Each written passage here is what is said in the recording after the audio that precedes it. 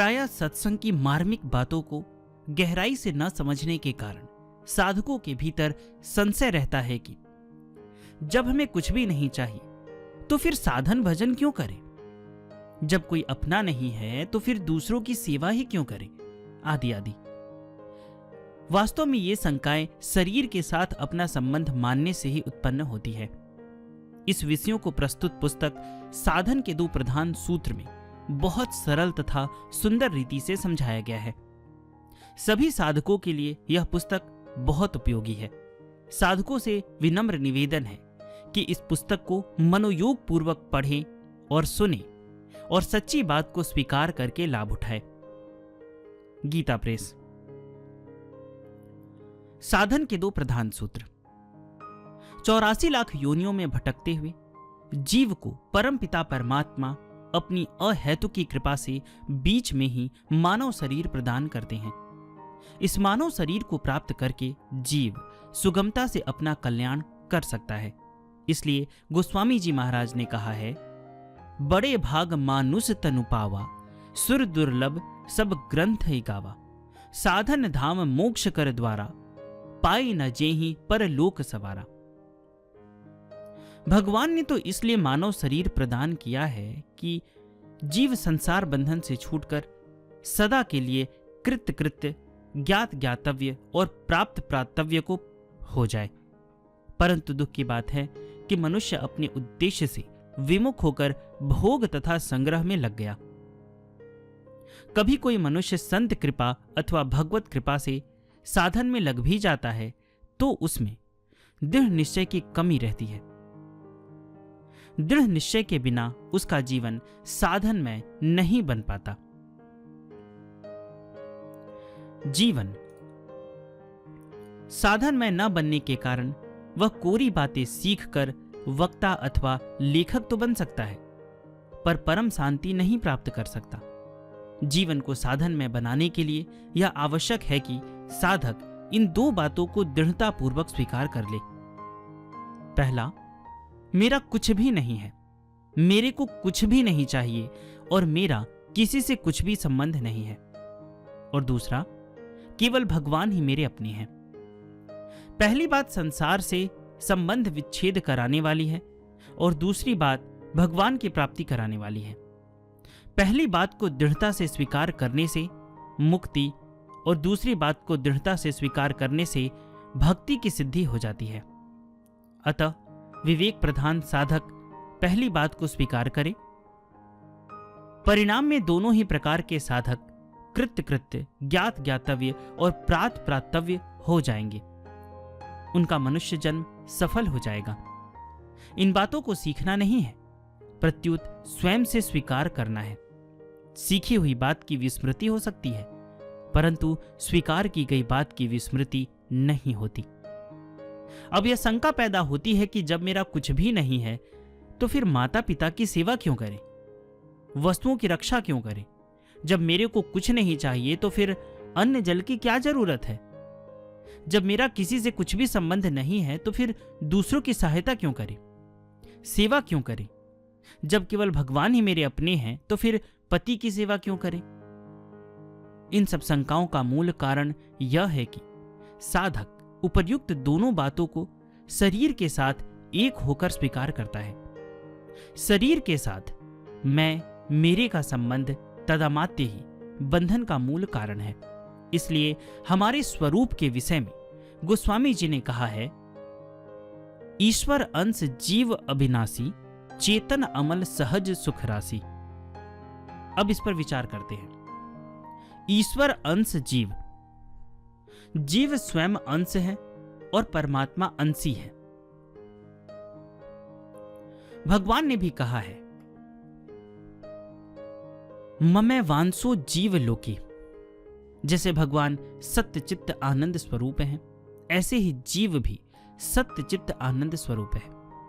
जैसे सभी बेटों का मां पर समान अधिकार होता है, ऐसे ही परम पिता परमात्मा पर मानव मात्र का समान अधिकार है। जैसे कोई राजकुमार मैं राजा का बेटा हूं इस बात को भूलकर भीख मांगता है तो राजा को आश्चर्य के साथ साथ बड़ा दुख होता है। ऐसे ही सांसारिक भोग और संग्रह में लगे हुए मनुष्य को देखकर भगवान को बड़ा दुख होता है कि यह मेरे को प्राप्त न करके अपना पतन कर रहा है। साधक में इस बात का गर्व होना चाहिए कि भगवान मेरे अपने हैं, मैं भगवान का हूं। हम त्रिलोकी के स्वामी परमपिता परमात्मा की संतान हैं, फिर हम तुच्छ नासवान संसार की ओर हाथ क्यों फैलाएं? जो संसार के सम्मुख होता है उसको संसार अपना दास बना लेता है, परंतु जो भगवान के सम्मुख होता है स्वयं भगवान उसके दास बन जाते हैं। ऐसे परम सुहृद प्रभु को छोड़कर संसार को चाहना कितनी मूर्खता की बात है। अविनाशी, परमात्मा अविनाशी है, अतः उनका अंश जीव भी अविनाशी है, परंतु स्वयं अविनाशी होकर भी नासवान शरीर संसार के साथ संबंध जोड़ लेता है। इस संसार में जीव बना हुआ आत्मा स्वयं मेरा ही सनातन अंश है, परंतु वह प्रकृति में स्थित मन और पांचों इंद्रियों को आकर्षित करता है, अर्थात अपना मान लेता है। प्रकृति का अंश इतना ईमानदार है कि सदा प्रकृति में ही स्थित रहता है, परंतु जीव परमात्मा का अंश होते हुए भी प्रकृति के अंश के साथ अपना संबंध मान लेता है। इस माने हुए संबंध के कारण वह जन्म मरण के चक्र में पड़ा रहता है। चेतन, परमात्मा का अंश होने के कारण जीव चित्त स्वरूप है, मात्र जड़ वस्तु मिलने और बिछुड़ने वाली है। जैसे अमावस्या की रात का सूर्य के साथ मिलन असंभव है, ऐसे ही जड़ वस्तु का चेतन के साथ संबंध असंभव है। अतः चेतन का जड़ से संबंध कृत्रिम और माना हुआ है, वास्तविक नहीं है। अमल, परमात्मा का अंश होने से स्वयं निर्मल निर्दोष है। इसलिए गीता में भगवान कहते हैं, हे कुंती नंदन, यह पुरुष स्वयं अनादि होने से और गुणों से रहित होने से अविनाशी परमात्मा स्वरूप ही है। यह शरीर में रहता हुआ भी न करता और न लिप्त होता है। काम क्रोध आदि जितने भी दोष हैं वे सब के सब आगंतुक हैं, परंतु शरीर से तदामात्य होने के कारण अज्ञानी मनुष्य मान लेता है कि मैं कामी हूं, मैं क्रोधी हूं आदि। कोई भी दोष नित्य निरंतर नहीं रहता, आता जाता है, परंतु स्वरूप सदा ज्यों का त्यों रहता है। समस्त दोष जड़ विभाग में ही है, चेतन विभाग में नहीं। इसलिए स्वयं तक कोई दोष पहुंच सकता ही नहीं। स्वयं नित्य निरंतर निर्दोष रहता है। सहज सुख राशि, संसार दुख स्वरूप है। इस दुख स्वरूप संसार के साथ मैं मेरेपन का संबंध मानकर ही जीव दुखी होता है। वास्तव में जीव परमात्मा का अंश होने से सुख की खान है। इसलिए शरीर संसार से संबंध विच्छेद होते ही साधक को अपने सहज अक्षय आत्यंतिक सुख का अनुभव हो जाता है।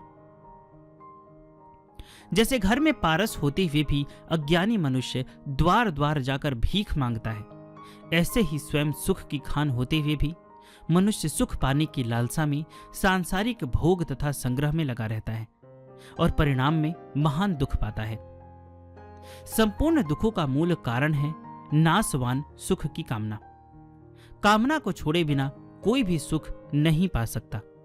सांसारिक सुख की कामना अभ्यास से नहीं मिटती, प्रत्युत पारमार्थिक सुख मिलने से मिटती है। इसलिए साधक को चाहिए कि वह नाम जप, भजन कीर्तन, भक्त चरित्र के पठन आदि में लग जाए। जब उसको नाम जप आदि में रस आने लगेगा तब संसार का रस स्वतः छूटने लगेगा। जैसे बचपन में कंकड़ पत्थरों में रस मिलता था, पर जब रुपयों में रस आने लगता है तब कंकड़ पत्थरों का रस स्वतः छूट जाता है। दूसरों की सेवा करना और भगवान को अपना मानना, इन दो कार्यों के लिए ही यह मानव शरीर मिला है। मनुष्य के सिवाय अन्य किसी भी योनि में इन दो कार्यों को करने की योग्यता और सामर्थ्य नहीं है। भगवान भी मनुष्य से यह आशा रखते हैं कि यह दूसरों की सेवा करे और मेरे को अपना माने, मेरे से प्रेम करे। जैसे माँ अपने बेटे से पूछती है कि बता तू किसका बेटा है, तो बालक कहता है कि तेरा बेटा हूं। यह सुनते ही माँ राजी हो जाती है। इसी तरह भगवान भी अपने बनाए हुए मनुष्य के द्वारा यह सुनना चाहते हैं कि वह मेरे को अपना कहे, मेरे से प्रेम करे। भगवान में अपनेपन के सिवाय प्रेम प्राप्ति का अन्य कोई उपाय नहीं है। केवल भगवान ही मेरे अपने हैं और मैं केवल भगवान का ही हूं, ऐसा स्वीकार करने से भगवान कृपा करके अपना साध्य प्रेम प्रदान करते हैं, जो प्रति क्षण वर्धमान है। इस साध्य प्रेम की जागृति में ही मानव जीवन की पूर्णता है। साधक दो प्रकार के होते हैं, मस्तिष्क प्रधान और हृदय प्रधान। विवेक प्रधान साधक विवेक पूर्वक संसार का त्याग करता है और भाव प्रधान साधक संसार को भगवत स्वरूप देखता है, कारण कि सब कुछ भगवान ही है। यह विवेक का विषय ना होकर भाव का विषय है। जब तक विवेक रहता है तब तक सत और असत दोनों की सत्ता रहती है। इसलिए विवेक मार्गी साधक परमात्मा को संसार से अलग करके देखता है। जब तक साधक की दृष्टि में भगवान और संसार दोनों अलग अलग रहते हैं, तब तक उसके जीवन में अखंड आनंद नहीं आता। प्रत्युत कभी तो आनंद आता है, कभी नीरसता आती है। कभी तो अपने साधन में बड़ी उन्नति दिखती है, कभी साधन में कोई लाभ नहीं दिखता। कारण यह कि विवेक मार्ग में त्याज्य वस्तु की सूक्ष्म सत्ता बहुत दूर तक साथ रहती है, परंतु भाव प्रधान साधक की दृष्टि में सत असत परा अपरा के सहित सब कुछ एक भगवान ही होते हैं। अतः उसकी दृष्टि में त्याज्य वस्तु कोई होती ही नहीं। अतः भाव प्रधान साधन में संसार नहीं रहता, केवल भगवान ही रहते हैं। वासुदेवः सर्वम। ऐसे साधक को अखंड आनंद के साथ साथ भगवत कृपा से अनंत आनंद का अनुभव हो जाता है। साधकों के लिए एक बार सरल हृदय से दृढ़तापूर्वक स्वीकार कर ले कि सर्वकाल में मैं स्वयं केवल भगवान का ही अंश हूं और किसी का भी अंश नहीं हूं, तथा सर्वकाल में केवल भगवान ही मेरे अपने हैं और कोई भी मेरा अपना नहीं है। कारण यह है कि शरीर संसार कभी किसी के साथ रहते ही नहीं, क्योंकि इनकी सत्ता विद्यमान नहीं है, और परमात्मा कभी किसी का साथ छोड़ते ही नहीं, क्योंकि उनकी सत्ता नित्य विद्यमान है। एक बार स्पष्टीकरण। एक बार मैं भगवान का हूं तथा भगवान मेरे हैं, ऐसा मानने के लिए कोई अभ्यास नहीं करना है, माला नहीं फेरनी है। प्रत्युत एक बार स्वीकार मात्र करना है। स्वीकार मात्र करने में कोई अभ्यास या क्रिया नहीं है। स्वीकृति एक ही बार होती है और सदा के लिए होती है, कारण कि पहले से ही हम भगवान के हैं तथा भगवान हमारे हैं। उदाहरणार्थ, विवाह होने पर कन्या एक बार पति को अपना मान लेती है, फिर उसे इसको दृढ़ करने के लिए अभ्यास नहीं करना पड़ता। सरल हृदय से। सच्ची स्वीकृति सरल हृदय से ही होती है। भगवान भावग्राही है। भगवान का स्वभाव सरल है और सरल स्वभाव वाले भक्त ही भगवान को प्रिय हैं। उदाहरणार्थ, छोटा बच्चा सरल हृदय से मां को अपना मानता है। मां को अपना मानने के लिए उसे किसी प्रमाण की जरूरत नहीं पड़ती। उससे कोई पूछे कि यह तेरी मां क्यों है, तो वह यही कहता है कि बस मेरी मां है। भाव प्रधान भक्त ही भगवान के साथ अपना संबंध स्वीकार करते हैं। मस्तिष्क प्रधान साधक ऐसा नहीं कर सकते, कारण कि वे विवेक में स्वीकार करने योग्य सत और अस्वीकार करने योग्य असत दोनों रहते हैं। अतः असत की सत्ता बहुत दूर तक साथ रहती है। दृढ़तापूर्वक शिथिल स्वभाव वाला मनुष्य एक ही बार भगवान के साथ अपना संबंध स्वीकार नहीं कर सकता। वह बार बार भगवान के साथ संबंध स्वीकार करता है और बार बार उसे छोड़कर संसार को अपना मानता है। इस प्रकार बार बार विचार करने और उसे छोड़ने की आदत के कारण संसार से माना हुआ संबंध नहीं छूटता। अतः साधक को चाहिए कि वह एक बार जो स्वीकार कर ले उस पर सदा दृढ़ रहे। उदाहरणार्थ, स्त्री पति को इतनी दृढ़ता से अपना मान लेती है कि पति के मरने के बाद भी उसका यह संबंध छूटता नहीं। हरदोई जिले के इकनोरा गांव में एक लड़की अपने ननिहाल में रहती थी। पति दूसरे गांव में बीमार था, वह मर गया। उस लड़की को पति के मरने का समाचार मिला तो उसने अपने मामा से कहा कि मैं सती होऊंगी। मामा ने ऐसा करने के लिए मना किया तो उसने दीपक जलाया और उस पर अपनी उंगली रखी। उसकी उंगली मोमबत्ती की तरह जलने लगी। उसने मामा से कहा कि आप सती होने की आज्ञा नहीं देंगे तो यह सारा घर भस्म हो जाएगा। मामा ने कहा कि ठीक है, तेरी जैसी मर्जी। उसने जलती हुई उंगली को एक दीवार पर रगड़कर बुझाया और घर से बाहर जाकर एक पीपल वृक्ष के नीचे खड़ी हो गई। उसने मामा से आग देने को कहा तो मामा ने मना कर दिया। तब उसने हाथ जोड़कर सूर्य भगवान से आग देने की प्रार्थना की और वहां खड़ी खड़ी अपने आप जल गई। साधक का भाव भी इसी तरह दृढ़ होना चाहिए।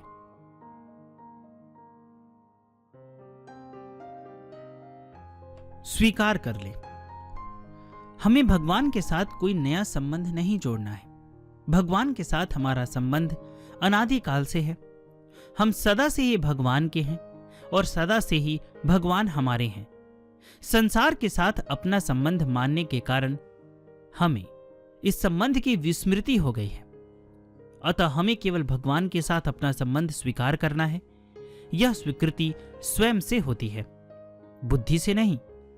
स्वयं से जोड़े गए संबंध की विस्मृति नहीं होती। उदाहरणार्थ, विवाह होने पर स्त्री पति को अपना मान लेती है तो फिर स्वप्न में भी उसे इस संबंध की विस्मृति नहीं होती। शिष्य गुरु को स्वीकार कर लेता है तो फिर स्वप्न में भी नहीं भूलता कि मैं अमुक गुरु का शिष्य हूं।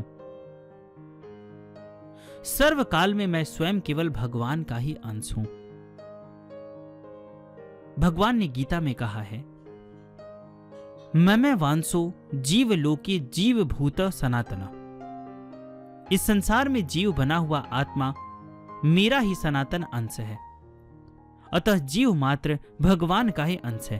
भगवान का ही अंश था और भगवान का ही अंश रहेगा। कोई भी जीव किसी भी काल में भगवान से अलग नहीं हो सकता। सर्वसमर्थ भगवान में भी यह सामर्थ्य नहीं है कि वे जीव को अपने से अलग कर सके और किसी का भी अंश नहीं हो। शरीर में तो माता और पिता दोनों के अंश रहते हैं, परंतु स्वयं केवल भगवान का ही अंश है। इसमें प्रकृति के अंश का मिश्रण नहीं है। जीव ही प्रकृति के अंश को पकड़कर जन्म मरण रूप बंधन में पड़ जाता है। सर्वकाल में केवल भगवान ही मेरे अपने हैं। संपूर्ण ब्रह्मांडों में लेश मात्र भी ऐसी कोई वस्तु नहीं है जो सदा हमारे साथ रह सके और हम उसके साथ रह सके। सभी वस्तुएं और व्यक्ति मिलने तथा बिछुड़ने वाले हैं, परंतु भगवान से जीव मात्र का स्वाभाविक संबंध है। भगवान से अलग कोई हुआ ही नहीं, अलग है ही नहीं, अलग होना ही नहीं, अलग हो सकता ही नहीं। इसलिए मीराबाई ने दृढ़ता से स्वीकार कर लिया कि मेरे तो गिरधर गोपाल, दूसरों ना कोई, और कोई भी मेरा अपना नहीं है। माता, पिता, स्त्री, पुत्र, भाई आदि कोई भी मेरा अपना नहीं है। वे केवल सेवा करने के लिए ही अपने हैं। यदि वास्तव में वे अपने होते तो कभी अपने से बिछुड़ते नहीं। भगवान के सिवाय जो कुछ भी है वह सब मिला हुआ है और बिछुड़ जाएगा, अतः वह अपना नहीं है। गीता में भगवान ने कहा है, नासतो विद्यते भावो ना भावो विद्यते सतः। असत का जो भाव विद्यमान नहीं है और सत का अभाव विद्यमान नहीं है। तात्पर्य है कि संसार को कितना ही स्वीकार करे, उसकी सत्ता है ही नहीं। वह सदा अप्राप्त है, प्राप्त हो सकता ही नहीं। परंतु भगवान को कितना ही अस्वीकार करे, उनकी सत्ता सदा विद्यमान है। वे सबको सदा प्राप्त है, अप्राप्त हो सकते ही नहीं। अतः साधक को उसी से संबंध विच्छेद करना है जिससे कभी संबंध हुआ ही नहीं, और उसी से संबंध जोड़ना है जिससे कभी संबंध छूटा ही नहीं। जिसे छोड़ना है वह छूटा हुआ ही है और जिसे पाना है वह पाया हुआ ही है। जानना और मानना, आंख खोलकर देख लो, जान लो। सर्वकाल में सारे संसार में मेरा अपना करके कोई भी प्राणी नहीं है, कुछ भी पदार्थ नहीं है, तथा मेरा किसी से किसी प्रकार का भी संबंध नहीं है, क्योंकि मेरे साथ सदा रहने वाला कोई भी प्राणी नहीं और कुछ भी पदार्थ नहीं है। अतः मुझे किसी से कभी कुछ भी नहीं चाहिए। सर्वकाल में सारा संसार केवल एक भगवान ही है और कुछ भी नहीं है। यह सर्वोत्तम साधन है, परंतु यह बात बहुतों को पता नहीं है। कईयों को पता होते हुए भी अनुभव में नहीं है, क्योंकि यह पुरुषार्थ साध्य नहीं, कृपा साध्य है। भगवत कृपा तथा संत कृपा से यह संभव है। 5 प्रधान साधनामृत। निम्न साधनामृतों को एक बार सरल हृदय से दृढ़तापूर्वक स्वीकार कर ले कि पंचामृत। पहला, मैं सर्वकाल में भगवान का ही अंश हूं। दूसरा, मैं सर्वकाल में अविनाशी हूं। तीसरा, मैं सर्वकाल में चेतन हूं। चौथा, मैं सर्वकाल में अमल यानी निर्दोष हूं। और पांचवा, मैं सर्वकाल में सहज सुख राशि हूं। चतुष्टयामृत।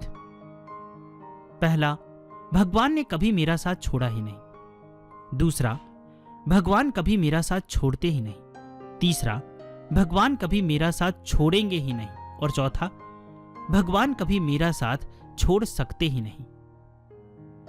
त्रयामृत।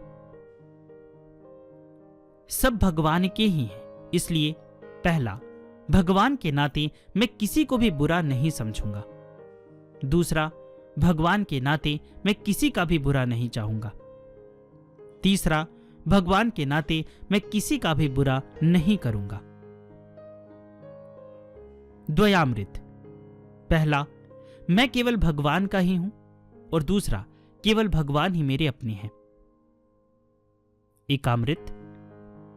संपूर्ण संसार सर्वकाल में एक भगवान ही है, उनके सिवाय और कुछ भी नहीं है। वसुदेवः सर्वम। उपर्युक्त पांचों में से एक भी साधना अमृत का पान करने से मानव जीवन सफल हो जाएगा। ज्ञान और भक्ति एक सत्ता मात्र ही है, रूप से विद्यमान है। यह ज्ञान है, वह है मेरा अपना है या भक्ति है। सावधान, शरीर और संसार कभी किसी के साथ रहे ही नहीं, कभी किसी के साथ रहते ही नहीं, कभी किसी के साथ रहेंगे ही नहीं और कभी किसी के साथ रह सकते ही नहीं। याद रखिए, परमात्मा ने कभी किसी का साथ छोड़ा ही नहीं, कभी किसी का साथ छोड़ते ही नहीं, कभी किसी का साथ छोड़ेंगे ही नहीं और कभी किसी का साथ छोड़ सकते ही नहीं। काम नाश का सुगम उपाय। भगवत प्रेम की आवश्यकता ही मानव मात्र की वास्तविक आवश्यकता है, जिसकी पूर्ति आवश्यक है। जब इस प्रेम की जागृति होगी तभी भूल से उत्पन्न हुए काम का नाश होगा। जब तक सांसारिक क्रिया पदार्थ में रस आता है तब तक काम है। भगवान के नाम, रूप, लीला और भजन में रस आने से सांसारिक रस नष्ट हो जाता है और अविनाशी रस प्रकट हो जाता है। इसी में मानव जीवन की पूर्णता है। साधक को अपने में जितनी कमी दिखती है उतना ही पराश्रय और परिश्रम है। भगवदाश्रय और विश्राम के आते ही मानव जीवन पूर्ण हो जाता है। एक बार सरल हृदय से दृढ़तापूर्वक स्वीकार कर ले कि मैं स्वयं सर्वकाल में भगवान का ही अंश हूं, मैं सर्वकाल में अविनाशी हूं, मैं सर्वकाल में चेतन हूं, मैं सर्वकाल में निर्दोष हूं, मैं सर्वकाल में सहज सुख राशि हूं। सच्ची और पक्की बात, यदि आपको दुख, अशांति, आफत चाहिए तो शरीर संसार से संबंध जोड़ लो उनको अपना मान लो। और यदि सुख, शांति, आनंद, मस्ती चाहिए तो परमात्मा से संबंध जोड़ लो, उनको अपना मान लो। चुनाव आपके हाथ में है।